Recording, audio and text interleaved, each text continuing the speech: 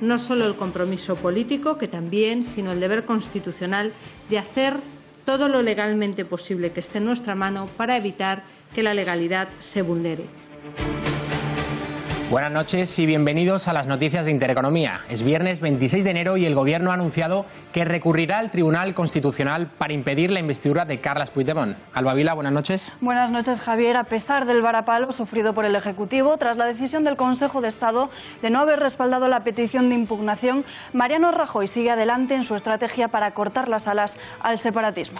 Sin embargo, el independentismo continúa con su campaña de Puigdemont o nada, al tiempo que arremete contra el Gobierno. Lo que hago yo es recoger la voluntad mayoritaria de los grupos de esta Cámara, escucho a todos los grupos y en este sentido ya anuncié que el único candidato propuesto era el señor Puigdemont. ¿Respaldará el Constitucional al Gobierno o se llevará Rajoy otra bofetada?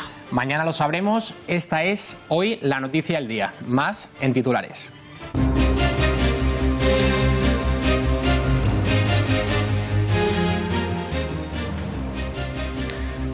Se cierra una semana intensa de declaraciones en el caso Gürtel. La última ha sido Yolanda García, la tesorera del PP en Valencia desde el año 2008.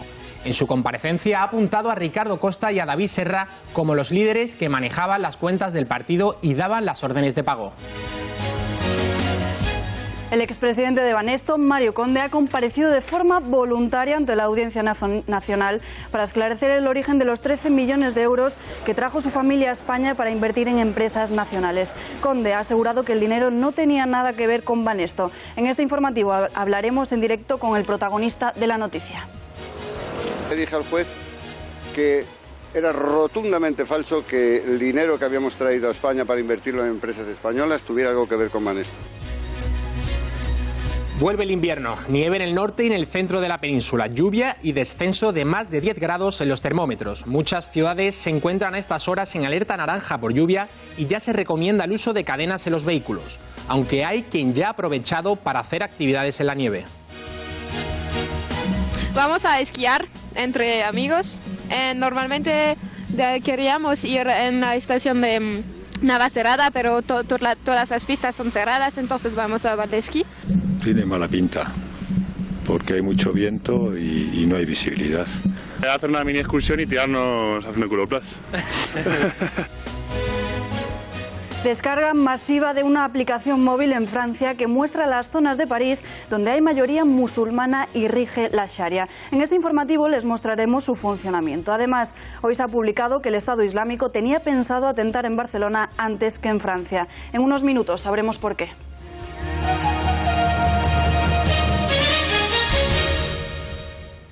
Mañana sábado se celebrará el pleno extraordinario del Tribunal Constitucional en el que se decidirá si se admite a trámite el recurso del Gobierno contra la investidura de Carles Puigdemont como presidente de la Generalitat. Los magistrados deberán estudiar si aceptan la petición de los diputados electos de Junts per Catalunya, entre los que se incluye Puigdemont, para ser parte del procedimiento.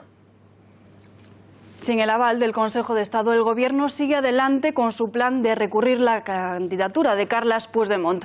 Ayer, la Moncloa solicitaba al Consejo un informe para poder acudir al Tribunal Constitucional.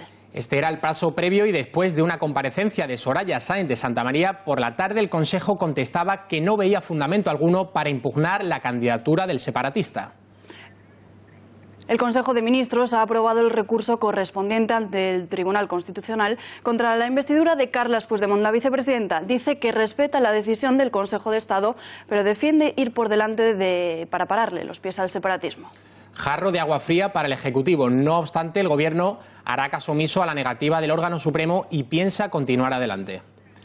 Tenemos no solo el compromiso político, que también, sino el deber constitucional de hacer todo lo legalmente posible que esté en nuestra mano para evitar que la legalidad se vulnere.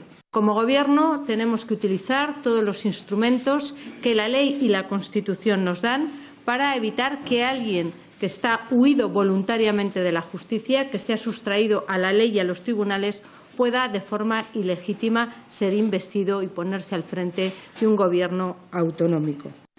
El señor Puigdemont, como ustedes saben, está en busca y captura en territorio nacional. Y lo está, entre otros, por los delitos de rebelión, sedición, malversación de caudales públicos, prevaricación y desobediencia. Por tanto, nuestra obligación es defender la legalidad y la democracia. ¿Y qué pasaría después? Pues si el tribunal lo admite a trámite, la candidatura queda anulada ipso facto según el artículo 161.2 de la Constitución. En el mismo se recoge que el Gobierno podrá impugnar ante el Tribunal Constitucional las disposiciones y resoluciones adoptadas por los órganos de las comunidades autónomas, es decir, la suspensión de la disposición o resolución recurrida.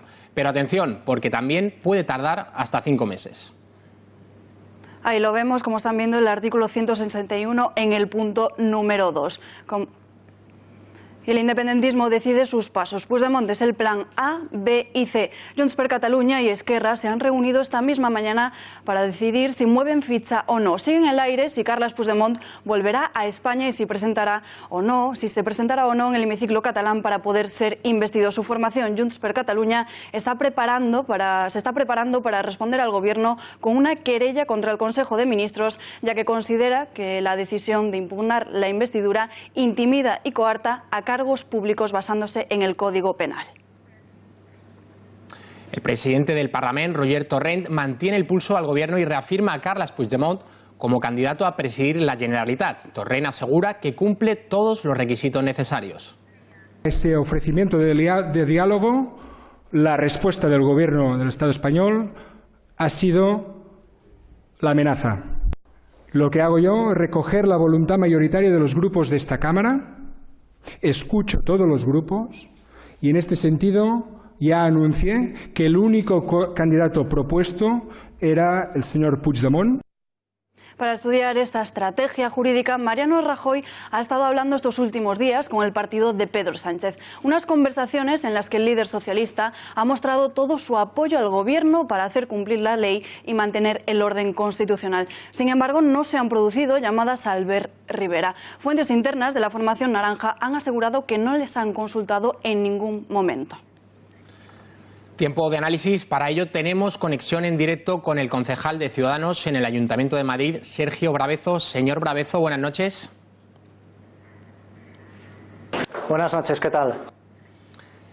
¿Cómo se han tomado desde la fila naranja que no se les haya consultado? Pues obviamente lo mejor hubiera sido poder hablar con el Gobierno, poder decirlo conjuntamente, pero en este caso decidimos o creemos que el Gobierno estará haciendo pues, lo que crea conveniente.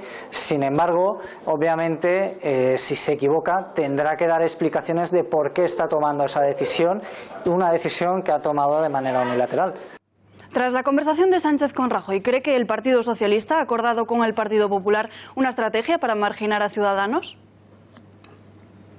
Hombre, pues la verdad no creo que ese sea el camino por parte de los dos partidos. Creo que tenemos hoy realmente unos problemas enfrente muchísimo más importantes que si Ciudadanos hace una cosa o hace otra. Creo que tanto Partido Socialista como Partido Popular tienen que preocuparse por la situación que actualmente tenemos en Cataluña, por la unidad de España, y no creo sinceramente que Ciudadanos sea un problema. Todo lo contrario, es un aliado para poder tener unido nuestro país. Señor Brabezo, gracias por atender a las cámaras de este informativo. Buenas noches. Muchas gracias a vosotros. Sin embargo, Ciudadanos seguirá apoyando al Gobierno para impedir cualquier fraude a la Constitución. Tras una reunión del Comité Ejecutivo del partido en Toledo, Albert Rivera ha mostrado su total apoyo al recurso para impugnar la investidura de Carles Puigdemont.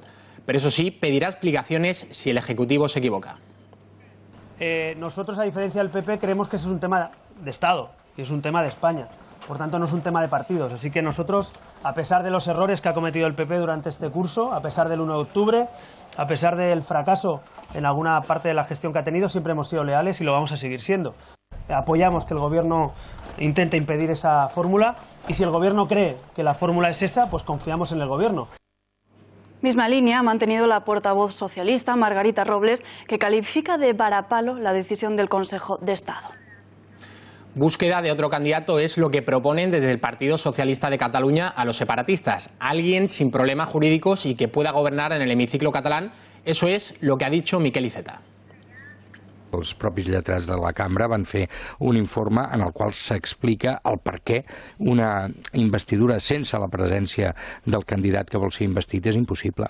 Ahir mateix, per exemple, vam tenir una reunió, el president del Parlament ens va convocar els representants de les forces polítiques i li van preguntar, escolti'm, però vostè, que ha anat a Brussel·les, em vindrà o no vindrà? Què havia dit? I literalment ens va dir el candidat no descarta, però va utilitzar aquesta expressió, estar a la investidura. Respuesta contundente del bando separatista. Golpe de Estado, vergüenza, corruptos. De esta forma califica el Ejecutivo de Mariano Rajoy, al mismo tiempo que le restriegan los malos resultados en las elecciones catalanas. Hoy el Estado ha traspasado una línea roja más. Ya no es el Estado de Derecho y la democracia no existan, sino que la pisan tantas veces como hace falta para imponer su voluntad. Porque ya sabíamos que intentarían esta línea, intentar ganar en los juzgados aquello que no ganan en las urnas, intentar ganar en los juzgados aquellos que en las urnas consiguen solo 4 diputados. Hicieron un golpe de Estado con el 155 y nos impusieron unas elecciones con sus condiciones, pero aún así las volvimos a ganar una vez más. Han perdido el norte, los escrúpulos y también la vergüenza. El partido más corrupto de Europa quiere ganar en los tribunales aquello que no gana en las urnas y no nos vamos a cansar de repetirlo.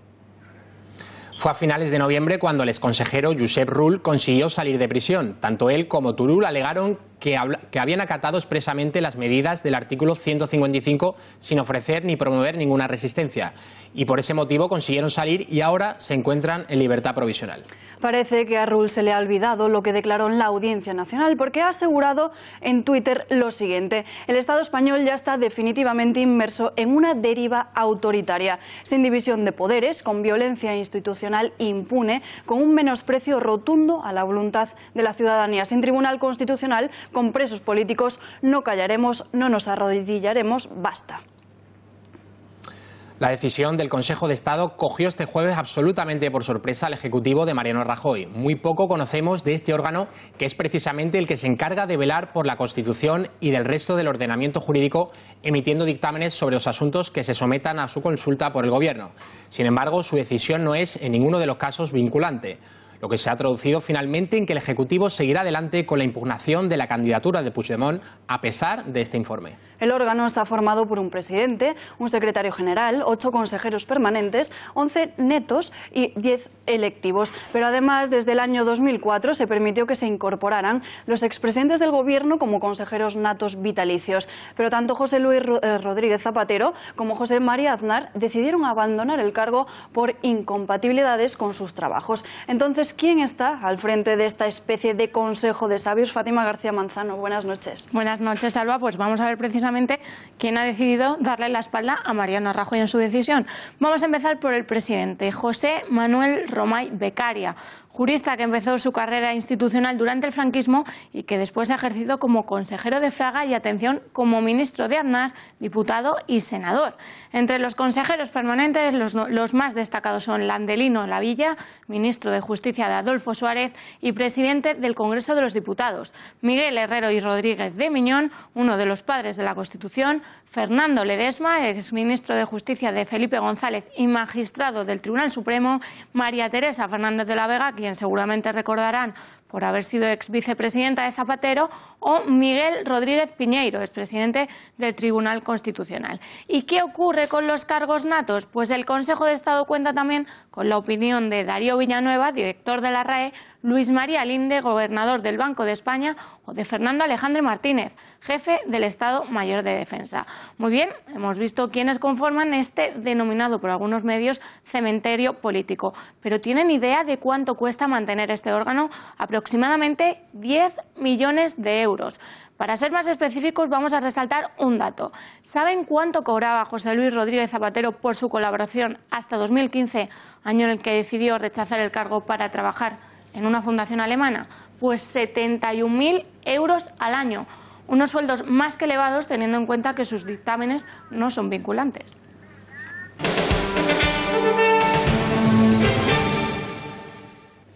El magistrado que instruye la causa por el proceso en el Tribunal Supremo, Pablo Llarena, ha aplazado la decisión de imputar al exjefe de los Mossos, Josep Lluís Trapero, y al secretario general de Economía y número 2 del exvicepresidente Oriol Junqueras, Josep María Llobé. Llarena ha señalado que próximamente acordará la petición de la Fiscalía para que esta causa se dirija también contra Trapero y Llobé.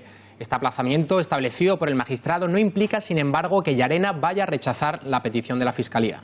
La hasta ahora presidenta del grupo parlamentario de la CUP, Mireia Boya, ha presentado un recurso ante el Supremo pidiendo que anule la decisión del juez Pablo Llarena, que amplía la causa por rebelión contra ella, el expresidente de la Generalitat, Artur Mas, y la secretaria general de Esquerra, Marta Rovira, entre otros.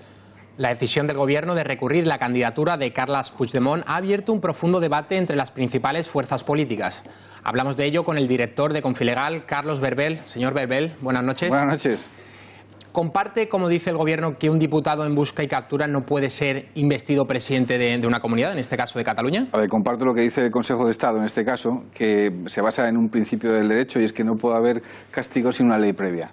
Evidentemente no hay nada que impida que Carles Puigdemont comparezca en el Parlamento catalán y se someta a la votación. Lo que pasa es que en el momento en que él ponga el pie en territorio español tiene que ser detenido. Por lo tanto, yo no sé cómo puede llegar desde fuera hasta el Parlamento sin ser detenido previamente por la policía, porque está en busca de captura. Es una paradoja, pero es así.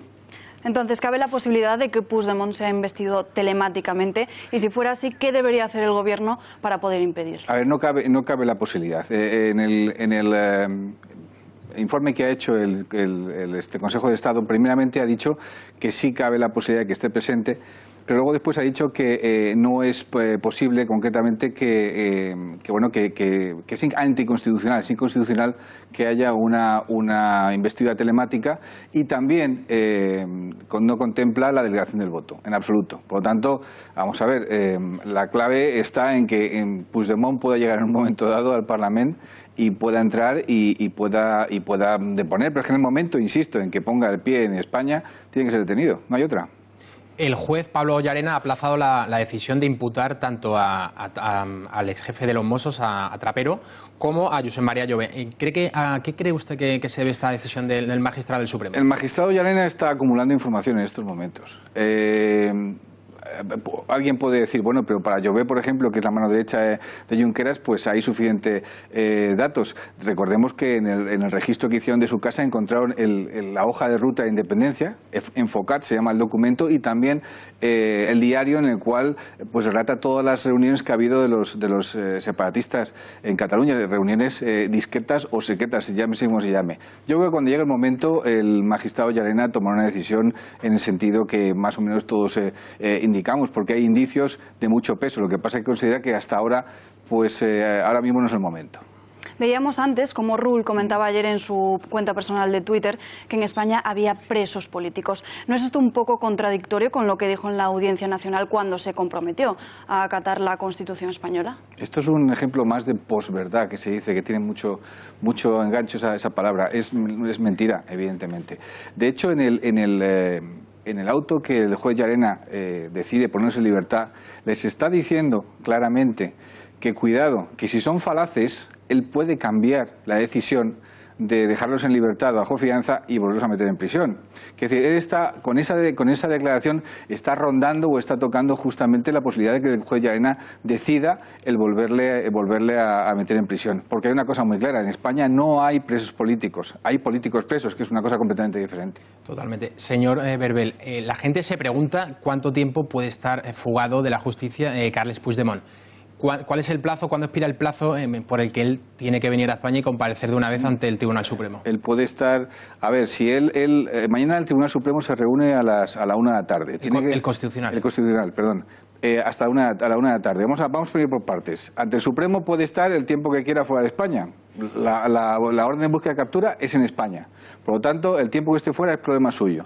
Eso sí, cuanto más tiempo pase, evidentemente, se van acumulando más informaciones, más indicios y puede ser peor. Pero, por ejemplo, mañana es a la 1 cuando el Constitucional tiene que decidir, tiene que admitir previamente si está hecho en forma y decidir luego después si el fondo también tiene que entrar en él. Cuidado, el señor Puigdemont también está entre la parte afectada y tendría que venir también a España, en todo caso a deponer ante el Tribunal Constitucional, en cuyo caso, si viene a España, de nuevo tendría que ser detenido. O sea, en el momento, insisto, en que ponga el pie en territorio español, las fuerzas y cuerpos de seguridad del Estado, incluyendo también los Mossos de Escuadra, tienen que detener al señor Puigdemont. Es que no hay otra, es la ley. Señor Berbel, director de Confilegal, muchísimas gracias por estar en el informativo de Intereconomía. Un placer.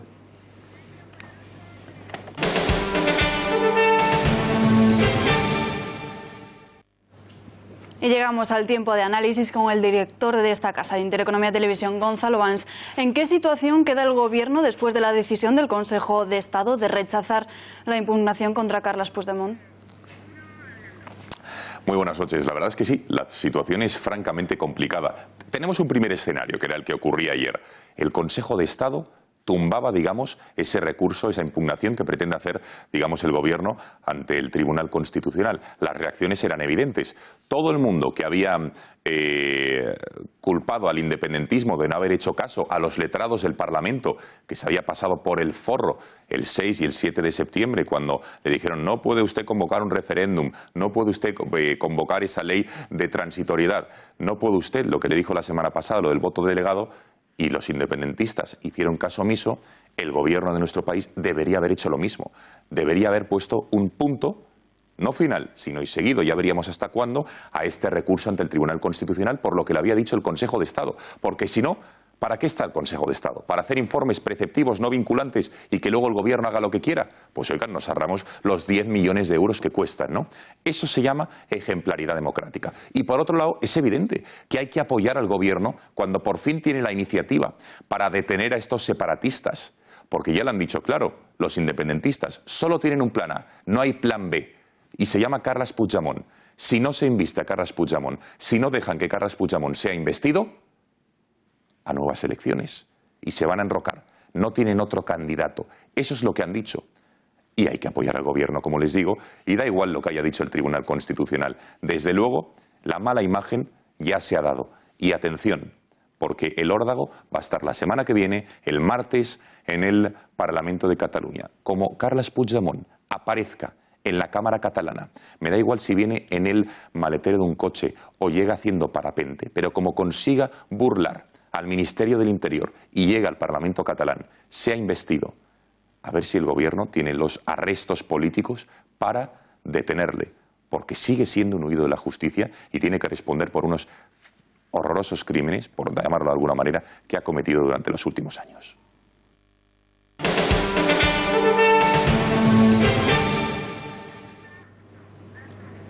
Y denegada la cruz al mérito policial a aquellos agentes que lucharon contra ETA durante los años 1960 y 1992.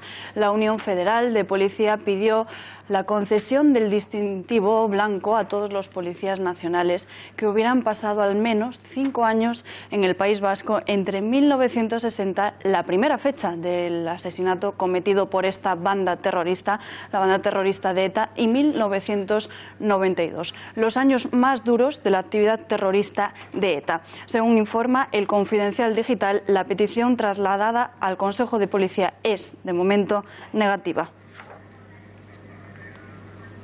Luego hablaremos más tarde con el autor de esta información, el periodista, como decimos, del Confidencial Digital, Aurelio Ruiz.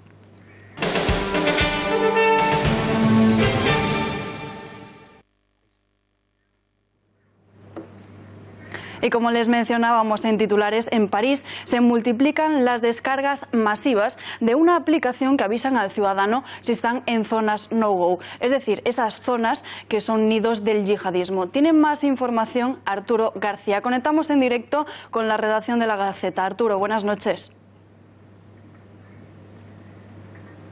Buenas noches. París, la idílica ciudad del Sena, de los Campos Elíseos, de la Torre Eiffel, ya solo existe a ojos del turista.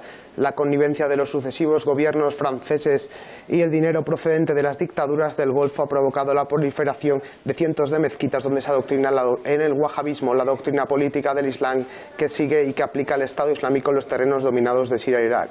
No obstante, este proceso de cambio se ha visto acrecentado por las irresponsables decisiones tomadas por la canciller alemana Angela Merkel en materia migratoria. Hace ya casi 3 años la canciller decretó el Welcome Refuge y Francia ha recibido miles de inmigrantes desde entonces. Ahora, a este momento, han surgido una serie de aplicaciones para móviles con el objetivo de proteger a los ciudadanos, de evitar agresiones sexuales y de evitar robos en estas zonas conflictivas. La aplicación está destinada para que las personas no tengan ningún tipo de problema en estos barrios y cuando estén circulando por calles conflictivas al menos lo sepan, aseguran sus diseñadoras. Conviene recordar que la pasada semana los maquinistas del metro de París, los conductores, aseguraron que iban a dejar de parar en determinados lugares, en determinados barrios, porque no son zonas seguras ni para los trabajadores ni para los viajeros. Gracias, Arturo. Y antes que en París, el Estado Islámico pretendía atentar primero en territorio español. Así se desprende de una lista elaborada por los terroristas de cuáles serían las ciudades europeas en las que atacar. Entre ellas está Barcelona. María Matos, buenas noches. ¿En qué punto estaba la ciudad catalana?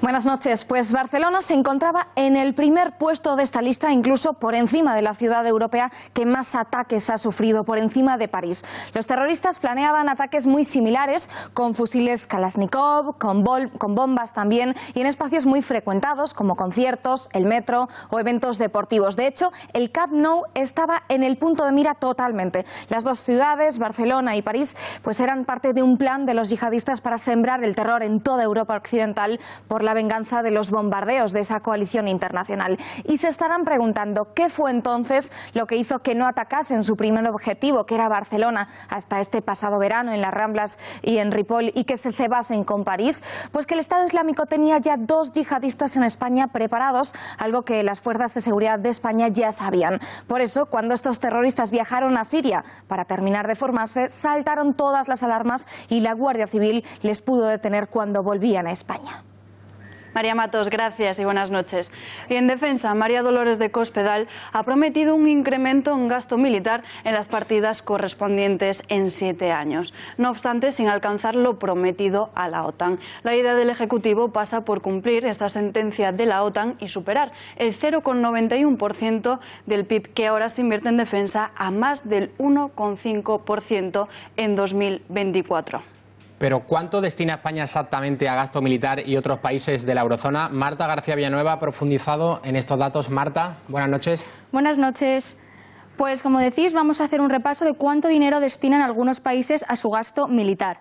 Para empezar, Estados Unidos se mantiene como el país que más gasto militar anual destina a defensa. Tras 5 años seguidos de reducciones por la crisis económica, Estados Unidos subió su inversión en armas un 1,7% en 2016 hasta llegar a los 611.000 millones de dólares, equivalente a 569.000 millones de euros.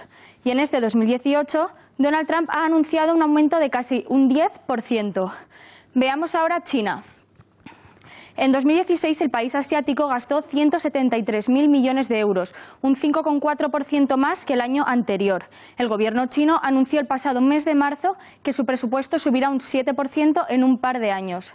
El tercer país con mayor gasto en defensa es Rusia, con unos 55.700 millones de euros a pesar de las sanciones de Occidente. Esto supone que el gobierno ruso destina el 5,3% de su Producto Interior Bruto a defensa. Y ahora vamos a fijarnos dentro de las fronteras europeas. Nuestro país vecino, Francia, en 2016 gastó cerca de 45.000 millones de euros, prácticamente la misma cifra que en el año anterior. El presidente Macron ha anunciado que para el 2018 habrá una inyección de 1.800 millones de euros para defensa. Reino Unido, por su parte, es el sexto país que más gasta en defensa, 34.600 millones de euros en 2016. Londres se unió el pasado mes de marzo a la petición del presidente de Estados Unidos de aumentar el gasto militar para combatir el terrorismo islámico. Y para finalizar, nuestro país, España. En 2016 se destinaron 13.467 millones de euros, pero la ministra de Defensa ha anunciado que España tendrá un gasto en defensa en torno al 1,53% del PIB dentro de 8 años. Esto se corresponde a 18.470 millones de euros y queda lejos del 2% que los países de la OTAN fijaron como objetivo para la siguiente década. Pero aún así, esto supone duplicar el porcentaje actual. Marta, gracias, buenas noches. Y como les decíamos, volvemos ahí, saludamos ya al autor de esta información del Confidencial, el periodista Aurelio Ruiz. Señor Ruiz, buenas noches. Buenas noches. Se conocen los argumentos esgrimidos por el Consejo de Policías, que de momento rechaza la petición de la Unión Federal de Policía de otorgar la Cruz al Mérito Policial a los agentes que lucharon contra ETA en esos años. Sí, lo que hace el Consejo de Policía, que es el órgano que tramita las quejas, las propuestas de los sindicatos policiales, es responder con un estudio, digamos una respuesta que dio la División de Personal de la Policía Nacional. La División de Personal se agarra a que el acuerdo, que es del año 1992, que reconocía con la Cruz al Mérito Policial con distintivo blanco a los policías destinados en el País Vasco, claro, es precisamente del año 92, y es a partir del año 92 cuando se reconoce esa condecoración a los policías que estuvieron pues un periodo importante, 5 años en el País Vasco. Precisamente por eso, porque era a partir del año 92, la proposición de la Unión Federal de Policías era que se retrotrayera a 1960, que es el año del primer asesinato de ETA, que asesinó a una niña, Begoña Roza, en San Sebastián. Entonces, simplemente lo que hace el Consejo de Policía es decir, la norma no lo admite porque es a partir del año 92 y por lo tanto habría que aprobar otra norma.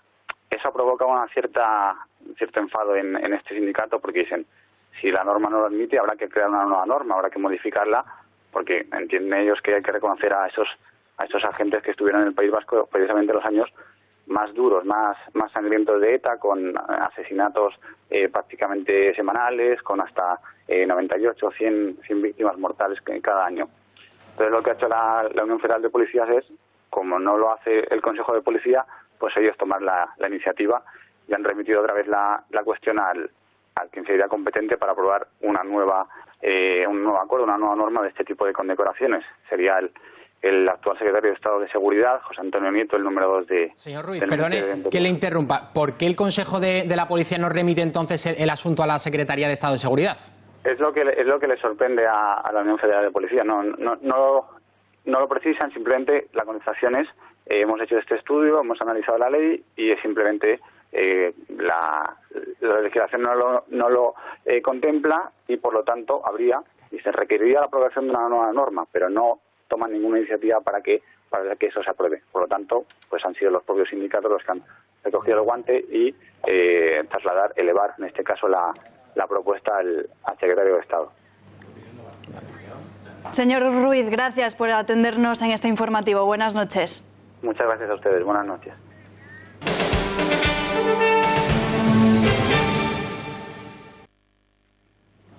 Venezuela ha dado un plazo de 72 horas al embajador español Jesús Silva para que abandone el país tras ser declarado persona non grata. El régimen chavista acusa al diplomático de entrometerse en los asuntos internos del país sudamericano.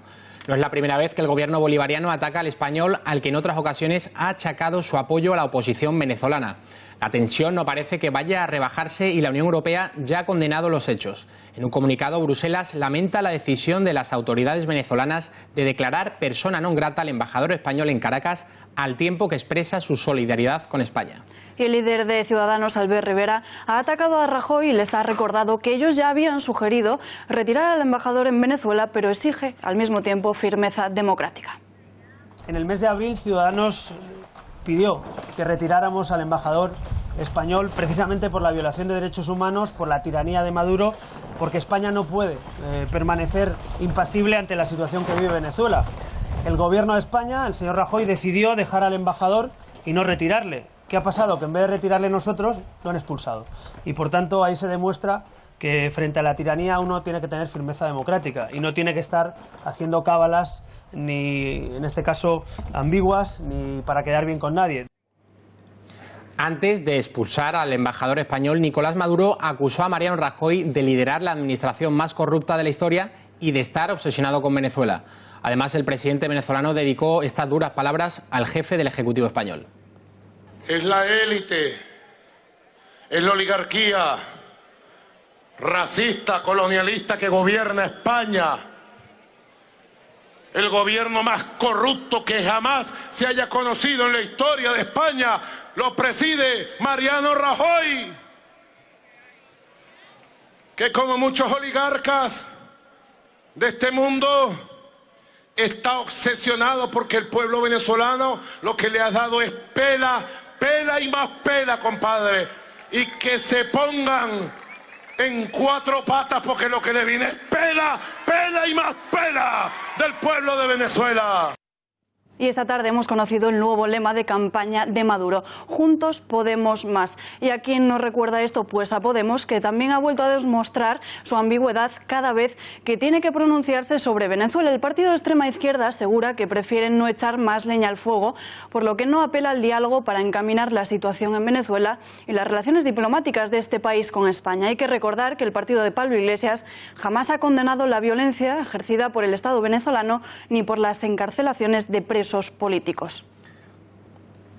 Tiene más detalles de esta información el periodista de La Gaceta, Agustín Benito. Agustín, buenas noches. Buenas noches. Efectivamente, la formación liderada por Pablo Iglesias ha llamado al diálogo tras la decisión del gobierno de Maduro de declarar persona non grata al embajador español en Venezuela, Jesús Silva Fernández, y de darle 72 horas para que abandone el país. Desde la formación morada señalan que ellos no van a echar más leña al fuego y que quieren las mejores relaciones entre el régimen bolivariano, que tiene presos a opositores políticos, y a Venezuela en una profunda crisis humanitaria y política, y entre el gobierno de Mariano Rajoy. Y en la calle, ¿qué opinan los ciudadanos? Julia López ha sacado los micrófonos de Intereconomía. Un desastre, una insensatez y bueno, que no estoy para nada de acuerdo. Es que vamos, pues de risa. Es que son los dos los sinvergüenzas. Bueno, pues me parece fatal. Yo creo que no debería hablar, sobre todo con un gobierno que está totalmente con represión contra toda la población y además que está en contra de España. Son unos sinvergüenzas y nada más hacen que meterse con todos nosotros. Me parece muy mal. Ese tío no debería estar en la política de aquí. Es una vergüenza. Me parece adecuado, efectivamente, que un partido político de nuestro país pueda tener capacidad de diálogo con una persona como Maduro. Pues muy mal, que no debe dialogar. ¿Por qué cree que no deben de dialogar? Pues porque va en contra de lo que es una auténtica democracia. Deben mantenerse en la línea de Europa, de los países europeos que están en contra de la política de Maduro. Ojo por ojo, diente por diente y ya está. Fatal. Son unos ladrones, son todos iguales. El de Venezuela, que está aquí en España, echarle también, mandarle para allá. Porque el Maduro ese es un señor y es impresentable. Un absurdo como casi todo lo que hace Podemos. Hombre, me parece un horror. Pero ¿qué va a hacer Podemos sino dialogar con ellos mismos? Pero vamos, me parece espantoso.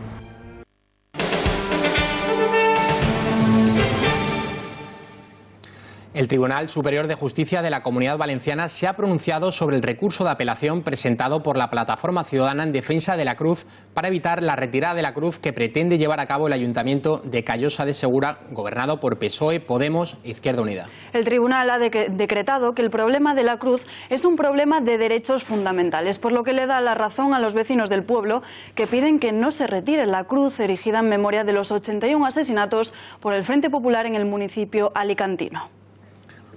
La decisión de la justicia de rechazar la petición de la Plataforma en Defensa de la Cruz de paralizar la retirada del monumento supone una noticia negativa para los vecinos de Callosa del Segura, que protegen el monumento en memoria de los asesinados, como decíamos, por el Frente Popular. Saludamos ya al abogado de la Plataforma Ciudadana, Juan José Liarte. Señor Liarte, buenas noches. Hola, buenas noches, ¿cómo estáis? Aunque el tribunal ha decidido adoptar medidas cautelares, ha advertido al tripartito que si tiene pensado quitar el monolito antes del 31 de enero, deberá informar a las autoridades judiciales. ¿Aún conserva usted esperanzas de que Callosa de Segura mantenga su cruz? Bueno, la esperanza ya se sabe que es lo último que se pierde. Verdaderamente las últimas horas han sido frenéticas. El Tribunal Superior de Justicia, reconozco que yo estaba casi perdiendo las esperanzas, nos dice que efectivamente se trata de una cuestión de derechos fundamentales, lo cual es magnífico, es un soplo de aire fresco en este asunto. Hasta ahora todo habían sido varapalos, pero también todos procedentes de un mismo juzgado unipersonal, del Juzgado de lo Contencioso de Elche. El Tribunal Superior de Justicia ha dicho dos cosas muy importantes en su sentencia. La primera, que efectivamente se trata de una reclamación, la de la plataforma, que debe ventilarse en un proceso de protección jurisdiccional de derechos fundamentales. Esto es muy importante, pero hay otra cosa que también es muy importante, y es que este tribunal tiene que resolver una recusación que hemos interpuesto contra la juez. Y en su sentencia, este tribunal nos está diciendo que efectivamente esta juez ha prejuzgado sobre el fondo antes de la fase de prueba, con lo cual además de lo que nos ha dicho en la sentencia, a mí me da esperanzas de que admitan la recusación, porque si ya me está reconociendo que la jueza ha prejuzgado, no parece lógico que permita que el procedimiento ahora ya en protección jurisdiccional vuelva a la misma juez. Esperanzas, efectivamente, pues sí que las alumbro. Y tras la decisión del Tribunal Superior de Justicia de Valencia, ¿tienen pensado presentar algún recurso de reposición o no? Bueno, si es que lo que ocurre es que estamos pendientes de varias resoluciones del TSJ. Estamos pendientes, por un lado, el tribunal ha decretado adoptar medidas cautelarísimas, pero todavía podría decretar las medidas en forma de medidas cautelares. Creemos que esto podría suceder en las próximas horas. El TSJ no las decreta como cautelarísimas, pero requiere al ayuntamiento para que le diga si es que es verdad que tiene previsto destruir el monumento antes de que el TSJ tenga la oportunidad de pronunciarse. Yo entiendo que el alcalde en esto al menos no habrá mentido y le habrá dicho al TSJ, sí, efectivamente el lunes por la mañana tenemos ya el dispositivo para destruir la cruz. Si el TSJ le ha preguntado al ayuntamiento y el ayuntamiento le dice que sí, que la va a destruir, lo razonable sería que en las próximas horas el TSJ adoptara alguna medida de protección, porque si no, ¿qué sentido tendría ese requerimiento al ayuntamiento? Y bueno, ahí estamos. Interponer recursos en este momento no es lo suyo todavía. Señor Liarte, muchísimas gracias por atender al informativo de Intereconomía Televisión. Mucha suerte. Muchísimas gracias a vosotros por preocuparos. Muchas gracias. Y nos vamos porque el expresidente del Banesto, Mario Conde, ha defendido en la Audiencia Nacional la naturaleza legal de los 13 millones de euros que trajo su familia a España para invertir en empresas nacionales. Conde ha aportado documentación que demuestra, a su juicio, que el dinero no tenía nada que ver con Banesto y que acreditan la falsedad de las acusaciones vertidas contra él. Conde ha comparecido a petición propia en el marco de la causa iniciada en abril del pasado 2016, que le investiga junto a su entorno más cercano por supuesto alzamiento de bienes, blanqueo de capitales, fraude fiscal y delitos por los que permaneció en la prisión madrileña del Soto del Real durante 2 meses. Y precisamente hoy el propio Mario Conde aseguraba que hace 2 años había prometido al juez que presentaría los documentos procedentes de la Fiscalía de Suiza que acreditarían que ese dinero no tenía nada que ver con Banesto. Le dije al juez que era rotundamente falso que el dinero que habíamos traído a España para invertirlo en empresas españolas tuviera algo que ver con Banesto. Y le dije que me comprometía a traer todos los documentos.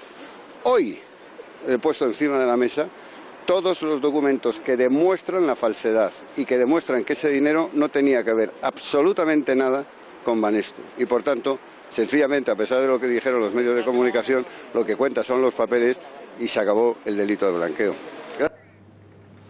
Tenemos conexión telefónica con el protagonista de esta historia, el expresidente de Banesto, Mario Conde. Señor Conde, buenas noches. ¿Qué tal? Muy buenas noches. Buenas noches.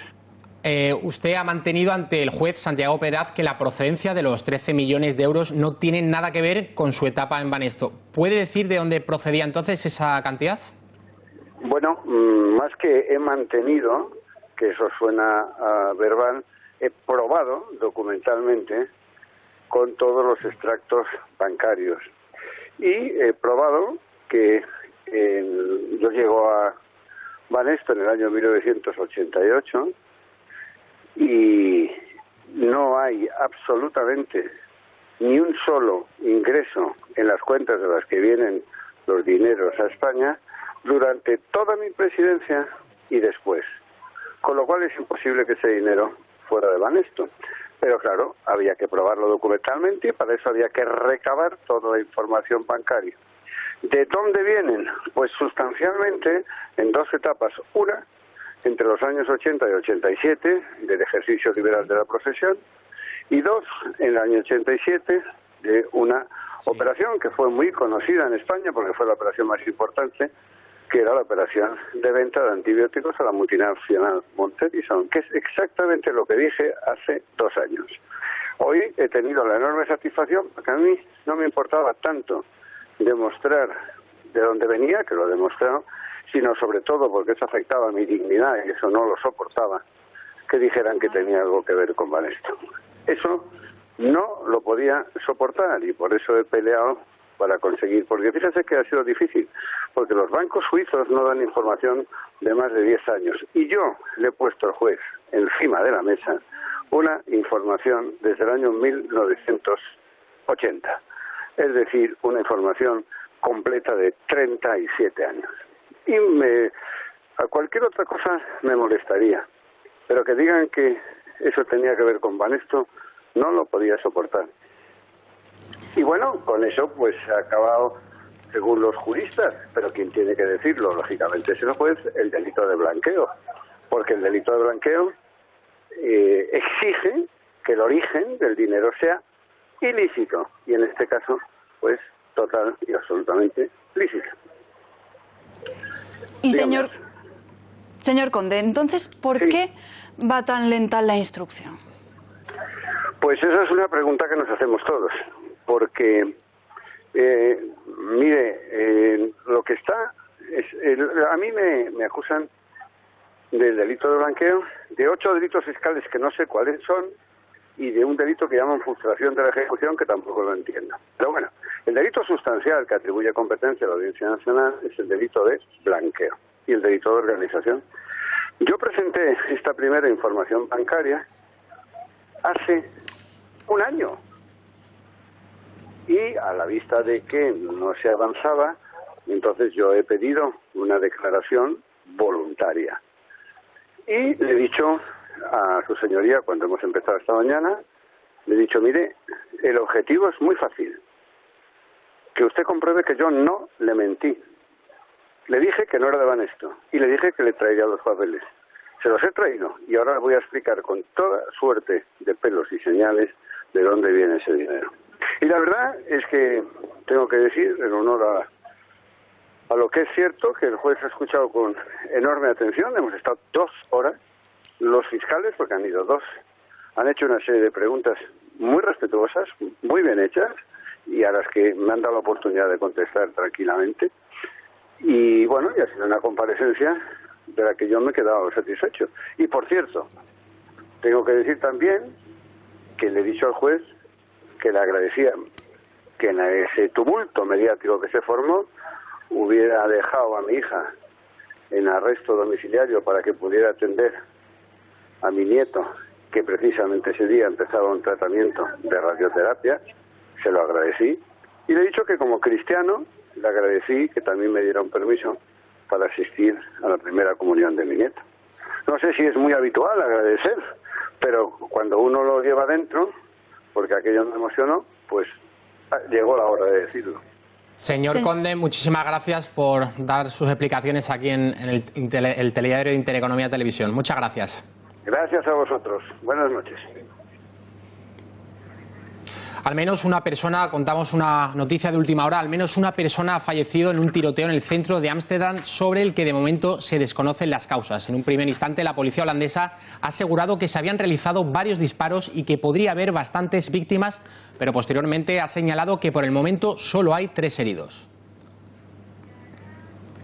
52.000 euros fue la cantidad que Manuela Carmena pagó para un informe de impacto de género sobre el soterramiento de la M30. Pues el Partido Socialista y Ciudadanos votaron a favor de algo muy similar en la Comunidad de Madrid. Lo vemos en el siguiente reportaje de Kake Minuesa. Este reportaje con el viril dios Neptuno de fondo podría considerarse de género machista. Que la diosa que esté frente al ayuntamiento sea la diosa Cibeles, ¿esto qué tipo de impacto produce a la ciudad? ¿Un impacto de género feminista? ¿O de qué género? Esto es del género tonto.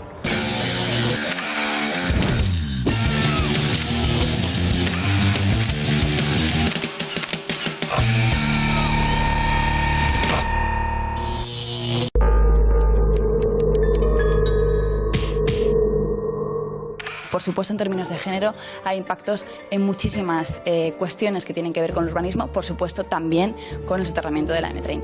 52.000 euros ha costado el estudio del impacto de género del soterramiento de la M30 de Rita Maestre a los madrileños. 8.000 viviendas han sido paradas en Boadilla por carecer del estudio de impacto de género. La pregunta ¿es esto excesivo?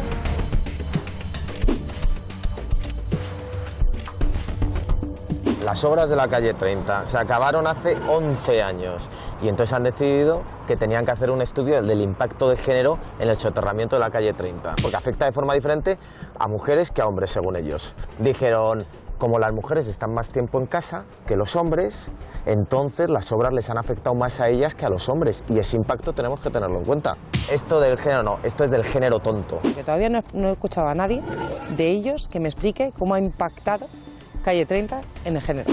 Me parece muy raro que exista en un túnel impacto de género, cuando estamos hablando, por ejemplo, del caso de Rita Maestre. Lo que yo sé es que 2 folios de informe es injusto, es impropio que puedan condicionar la seguridad jurídica de los ciudadanos, de mis vecinos, o las nuevas inversiones que puedan ayudar a crecer económicamente un municipio como Boadilla del Monte. Claro, si es que gastarte el dinero en informes y en debates está muy bien, pero los ciudadanos, los madrileños, lo que quieren es que se gaste el dinero en mejorar realmente sus vidas. Bueno, yo es que creo que un tonto más y nos hundimos. O sea. ¿Sabes por qué? Porque los 50.000 euros que ha costado ese estudio se lo han dado a sus afines, se lo han dado a sus cooperativas afines. ¿Te acuerdas que han repartido dinero a la cooperativa de Rafa Mayoral, a la de una fundadora en Madrid, a la de una que redactó el programa electoral?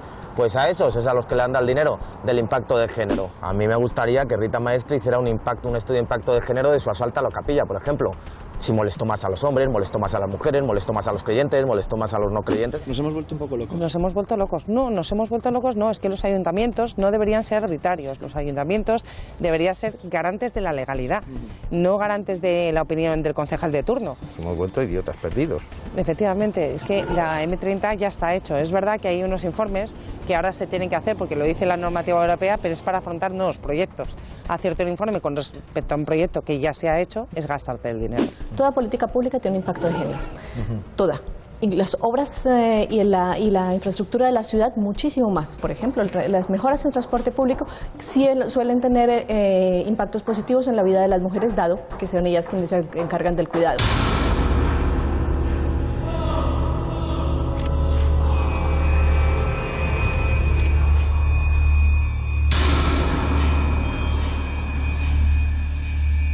A veces los que quieren igualar suenan más machistas todavía. Bueno, es que la sentencia del Tribunal Superior de Justicia no puede ser más machista. Dice que las mujeres son las que llevan a los niños al colegio, las mujeres son las que llevan las que van a los centros comerciales, las que hacen la compra, las que llevan a los ancianos.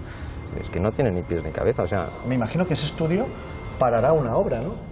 Si la considera machista o... No se paran las obras, se analiza, eso no paraliza las obras, es lo que nos enseña al futuro, es cuáles son las mejores prácticas, cuáles son las lecciones aprendidas, qué se hizo bien, qué se hizo mal, pues no es que paralicen obras los estudios. En Boadilla. Fíjate si afecta a los ciudadanos que al final los instrumentos con los que los ayuntamientos podemos hacer que vengan nuevas inversiones, un centro comercial o un nuevo hospital a nuestro municipio, dependen de los planes generales. Estos calificativos que has usado para Rita Maestre, ¿se pueden aplicar? El Ayuntamiento de Boadilla ha sido denunciado. Esta ley la hizo la Comunidad de Madrid. ¿Es igual de estúpida o no? La ley la hace la Comunidad de Madrid, la aprueba la Asamblea de Madrid con el voto unánime de todos los grupos. Porque lo habéis aprobado Cristina Cifuentes y vosotros. Por eso te digo, si al final es que se nos ha ido un poco la cabeza. Bueno, pues yo sinceramente... No sé concretamente en esa ley, la tendría que estudiar, yo no estoy en la comunidad. Bueno, es que esta ley no la aprueba el PP, la aprueba Podemos, PSOE, Ciudadanos también. Todos. Claro, todos. Y habría que ver el porqué. Si lo aprueba la Comunidad de Madrid, ¿es bueno? No, es que es distinto. Es distinto, es decir, los estudios de impacto que se prevén en la normativa aprobada por la Comunidad de Madrid no hacen referencia única y exclusivamente al impacto de género, sino al impacto que puede producir en el conjunto de la población y de los ciudadanos. No es lo mismo que únicamente hacer un estudio retrospectivo de hace 11 años, que era la única excusa para gastar ese dinero en amigos. Estoy convencida que si lo han aprobado tiene su porqué, pero vamos, el señor Terol, hasta donde yo sé, fue diputado de la Asamblea y está de diputado, si mal no recuerdo, en el Congreso, por tanto entiendo que algo más podría hacer. Bueno, es que las leyes no las aprueba el gobierno, las aprueban los parlamentos. Y en el Parlamento regional Cristina Cifuentes no tiene mayoría absoluta, más bien tiene minoría, tiene 48 diputados y la mayoría absoluta son 65. Al menos necesitaría el apoyo de un partido como Ciudadanos para poder sacar una ley adelante. Ahora, si es bueno o no es bueno, pues yo te digo la verdad, no le acabo de ver la utilidad. En la praxis, este edificio, ¿por qué podría ser machista o no?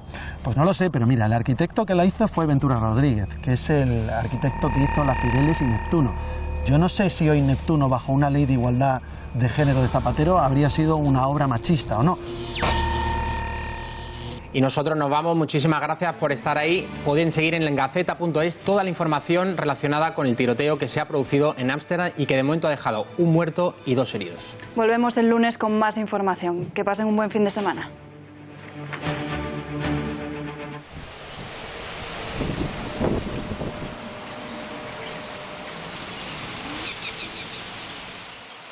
Bueno, pues han ido confirmando las predicciones que llevamos anunciando desde principios de semana y al final este fin de semana pues sí que va a tocar sacar el paraguas en zonas del Mediterráneo donde las lluvias además localmente pueden ser persistentes. La evolución muestra como poco a poco lo que sí que vamos a ver también es una estabilidad mayor en cuanto a la situación meteorológica por el norte. Este anticiclón, nuestro amigo el anticiclón, sigue abrazando gran parte de Europa y en general, bueno, pues ya veremos cómo las lluvias que se forman en el Mediterráneo entre el sábado y el domingo para la recta final de la semana se van hacia el sur y la semana que viene las tendremos en Canarias. Ahora las veremos en esa zona de España, pero en cualquier caso el sábado tiempo variable, mientras en unas zonas se va estabilizando, en otras se va complicando, podríamos decir, sobre todo en la zona del Mediterráneo. Sábado sigue el viento del norte, eso va a hacer que todavía tengamos bastantes nubes, por ejemplo, en las costas cantábricas, nevadas en los Pirineos, aunque la cota de nieve va a ir subiendo progresivamente, y cielos variables en zonas del interior peninsular sin descartar alguna precipitación, sobre todo en zonas del norte. Pero nos fijamos en el Mediterráneo, entra el viento del norte y nordeste, ese es el que va a hacer que poco a poco se vayan acumulando más nubes. Además, insistimos, en capas medias altas de la atmósfera hay un embolsamiento de aire frío que va a ayudar a que estas nubes pues sean más consistentes. Baleares, Comunidad Valenciana, Murcia, podría haber chubascos que incluso serían más fuertes a medida que avance la tarde y la noche, también afectando a la ciudad autónoma de Melilla, y en Canarias bastantes nubes con los alisios y algunas precipitaciones. Además, las temperaturas habían bajado jueves, viernes, pero para el sábado ya tenderán a empezar a recuperarse en algunas zonas, aunque no bajarán por lo menos más de lo que ya han bajado. Y lo más destacable es que el domingo vemos ya claramente como el norte peninsular entra en modo anticiclónico, pero la cosa se complica más, sobre todo entre Baleares, la Comunidad Valenciana, la región de Murcia, zonas de Andalucía Oriental, la ciudad autónoma de Ceuta y Melilla, incluso algunas zonas del este de Castilla-La Mancha. Además, las cotas de nieve 1000 a 1400 metros, no es que sea muy baja, pero algunas nevadas puede haber en zonas del interior, o sea que precaución en esas carreteras. Nubes, precipitaciones en torno a Canarias y cielos más abiertos, como decíamos, por la zona del norte peninsular. Y ya para arrancar la semana, el lunes, tenemos el modo anticiclónico puesto. Las precipitaciones que queden el lunes se pasearán por el sur, pero se irán desde el sur hacia Canarias y para el martes las tendremos afectando a muchas zonas de las islas. Además, aquí tendremos ese embolsamiento de aire frío en capas más altas de la atmósfera, mientras que hacia el norte el tiempo se irá estabilizando. O sea que paraguas en mano, precaución en el Mediterráneo, precaución con algunas nevadas todavía para este fin de semana.